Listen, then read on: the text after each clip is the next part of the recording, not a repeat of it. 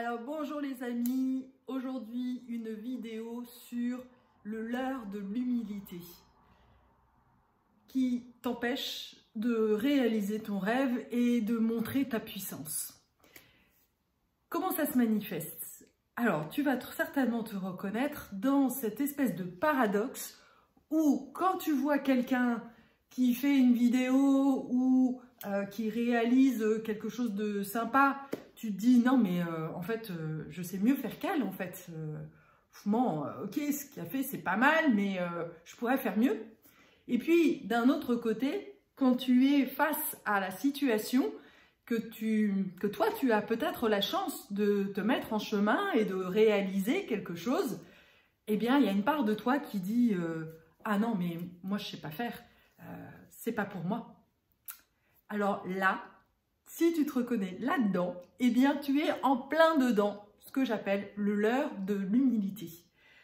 Alors pour la petite histoire, j'ai compris que j'avais ce leurre de l'humilité grâce à un de mes stages que j'ai réalisé chez moi autour de la gouvernance organique et où le formateur en fait m'avait dit un truc.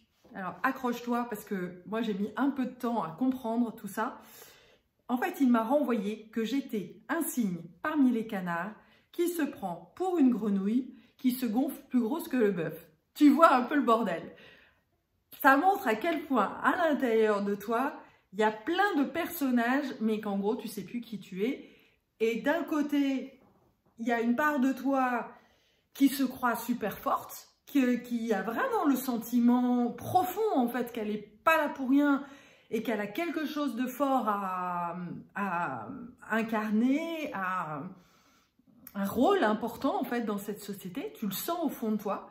Et puis d'un autre côté, il y a une autre part de toi qui se croit toute petite et puis qui fait en fait la petite fille qui a peur.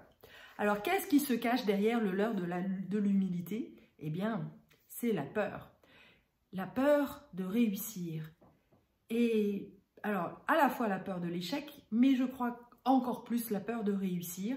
Pourquoi? Parce que si tu réussis, eh bien, tu vas quelque part ne plus être loyal, tu as l'impression de trahir ton clan. Et une autre chose qui a très fort vibré en moi, c'est le jour où je suis tombée sur le texte de Marianne Williamson, qui a fait le texte d'investiture de Nelson Mandela. Alors, je prends mes petites notes pour pouvoir, parce que je ne le connais pas par cœur, et qui dit « Notre peur la plus profonde n'est pas d'être inapte. Elle est que nous puissions être dotés d'un pouvoir sans commune mesure. C'est notre clarté, pas nos zones d'ombre qui nous effraient. Nous nous demandons, qui suis-je pour être brillant, talentueux, fabuleux, splendide? En fait, quelle place ne méritez-vous pas? Vous êtes enfant de Dieu. On n'apporte rien au monde en se dévalorisant. Il n'est pas éclairé de se faire plus petit que l'on est, simplement pour rassurer les autres autour de nous. Ça, c'est important. Il n'est pas éclairé de se faire plus petit que l'on est, simplement pour rassurer les autres autour de nous. Nous sommes nés pour manifester la gloire de Dieu présente en nous. Nous sommes tous conçus pour briller comme des enfants. Ce n'est pas donné qu'à quelques-uns, c'est en nous tous. En laissant brillant notre propre lumière, nous donnons inconsciemment aux autres le pouvoir d'en faire autant. Si nous nous libérons de nos propres peurs, notre présence seule pourra aussi libérer les autres. Eh bien, il s'agit exactement de cela. Aujourd'hui, encore plus qu'hier, et les femmes encore plus que les hommes. Bordel de Dieu!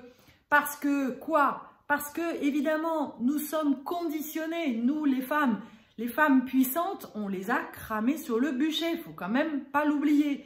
Et puis, avec un peu de chance, tu es né soit avec des origines d'esclavage, tahitienne ou enfin antillaise ou ce genre de choses, soit dans des pays du Maghreb, soit comme moi, juive. Et donc, du coup, derrière en fait cette puissance, il y a la peur, en fait, en effet, d'être supprimée, parce que ça fait partie de nos gènes, en fait. On est morte pour ça. enfin certains de nos ancêtres et certainement nous aussi dans des vies antérieures. Et donc du coup, c'est comme si quand tu te rapproches en fait de cette lumière, eh bien il y a toutes ces mémoires en fait qui reviennent à toi et qui ressurgissent en fait. C'est comme les peurs en fait qui d'attention parce que ton cerveau, eh bien il y a un cerveau reptilien qui lui est entraîné en fait pour ta survie. Et quand tu te rapproches de la lumière, il se rappelle en fait que dans d'autres vies, dans d'autres circonstances, eh bien ça s'est mal terminé pour toi. Sauf que nous ne sommes pas dans la même configuration, on n'est pas à la même époque et c'est de ça dont on parle. Il va falloir transcender ces peurs, le réaliser, dépasser en fait ce couloir du feu. Parce que il faut bien comprendre comment ça marche.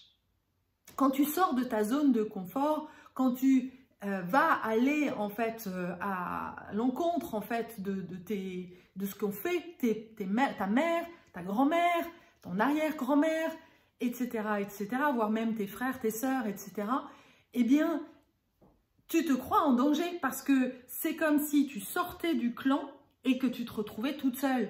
Mais t'imagines en fait, il y a des années, si tu sortais du clan et que tu sortais de ta grotte et que tu allais te balader dans la nature, tu te faisais bouffer. Donc il y a cette mémoire-là en fait, encore à l'intérieur de toi. Sauf que pour justement reprogrammer notre inconscient collectif et notre cerveau, eh bien il faut des femmes courageuses qui montrent en fait ce chemin, montrent que c'est possible. Alors pour cela en fait, il faut bien comprendre que à l'inverse, moi j'entends beaucoup d'hommes qui disent ah bah c'est facile, en fait, il faut juste comprendre qu'il y a des peurs et puis tu les traverses et puis voilà, c'est facile. Ouais, bah je peux t'assurer que quand tu es une femme ou un hypersensible, eh ben ça se passe pas du tout comme ça. Parce que t'as beau le vouloir, t'as beau être face à tes peurs, bah il y a un truc qui fait que tu n'y arrives pas. Pourquoi? Parce que justement, il va falloir commencer justement à aller visiter ces peurs complètement et d'aller comprendre aussi dans ton enfance qu'est-ce qui s'est joué et qu'est-ce qui fait que tu t'es enfermé dans tes peurs. Parce qu'il y a souvent un mécanisme dans l'enfance qui s'est passé qui fait que tu as un cerveau préfrontal qui n'est pas assez développé et donc face à cette étape de passage de seuil, eh bien, tu te retrouves comme paralysé. Et donc, pour ça, eh bien, il va te falloir comme un espèce de véhicule, quelqu'un sur lequel, ou une monture, qui va te donner de l'énergie pour pouvoir y aller, c'est comme si, à un moment donné, tu étais face à un mur qui est immense, que tu n'arrives pas, en fait, à passer tout seul. Et t'as beau essayer, hein, t'as beau te motiver, eh bien, c'est plus fort que toi. Et le plus fort que toi, eh bien, souvent, ça cache aussi, eh bien, des loyautés, voire même, oui, des ancêtres, des amérantes qui sont là accrochées à toi et qui t'empêchent, en fait, de t'élever. Donc, il te faut quelqu'un pour mettre en lumière, justement, tous ces fardeaux, tous ces liens et de t'en libérer. Et une fois que tu t'es libéré, eh bien, il va falloir aussi obtenir des outils pour ne plus revenir en fait dans cet état de peur, mais vraiment mettre ton mental de manière consciente vers ce qui est le bon pour toi. Et vraiment t'autoriser le meilleur, t'autoriser à rayonner et imaginer vraiment le meilleur. Parce que ton mental ne fait pas la différence entre ce qu'il imagine et ce qu'il réalise. Donc il y a tout ce processus-là qui va faire que eh bien, tu vas dépasser tes peurs et que tu vas enfin y arriver. Alors que tout seul, en fait, si tu avais beau faire, eh bien ça ne marchait pas. Et je le sais bien parce que c'est ce qui m'est arrivé il y a 3 ans, au moment où je m'apprêtais justement à pouvoir voler de mes propres ailes. eh bien, j'ai été paralysée. Je ne pouvais pas. Mon mental tournait en boucle. J'avais beau avoir une coach qui me disait « Mais si, tu peux y arriver, c'est facile ». Chez moi, c'était... je ne savais même pas par quel bout commencer, en fait. C'était un truc de ouf, en fait. Donc, j'étais complètement emprisonnée dans mes peurs. Et c'est au fur et à mesure, eh bien, en revenant dans le transgénérationnel et en libérant, justement, des âmes qui n'avaient pas été remontées dans la lumière et qui s'accrochaient à moi, qui faisait que je n'étais pas libérée. Et c'est aussi en honorant, justement, eh bien, mes aïeux, mes ancêtres qui sont morts, en fait, quelque part, pour ne pas avoir écouté, en fait, cette petite voix en eux, et puis c'était leur destin, eh bien, j'ai vraiment le sentiment non plus de les trahir, mais au contraire de les honorer. Et ça aussi, ça a beaucoup changé ma façon de voir les choses et d'oser rayonner, puisque je sais bien que quand je rayonne ça, eh bien, je rayonne le libre arbitre, je rayonne l'autonomie, je rayonne la possibilité pour les femmes, en fait, de rayonner et du coup de contribuer à un monde plus juste. Parce que je suis convaincue que c'est le fait de mettre l'amour au centre, en fait, de notre travail, qu'on va vraiment changer le monde. Voilà. Donc, si ça te parle, dis-toi, et que tu te sens, en fait, dans cette situation bloquée, dis-toi qu'il y a des moments, pour certains, il ne suffit pas juste d'accepter de sortir de sa zone de confort et de continuer le chemin pour y arriver. Pour certains, c'est même impossible, en fait, de le faire.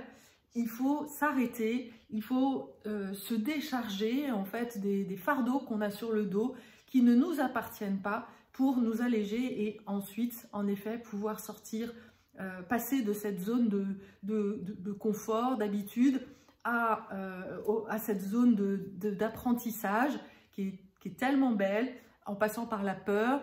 Et ça se fait pas facilement, hein, parce que évidemment, on va vers l'inconnu. Donc le cerveau aime jamais l'inconnu, mais quand on persévère, ça peut, à ce moment-là, ça peut se faire, mais à la condition où on a vraiment déposé les choses qui ne nous appartiennent pas d'abord.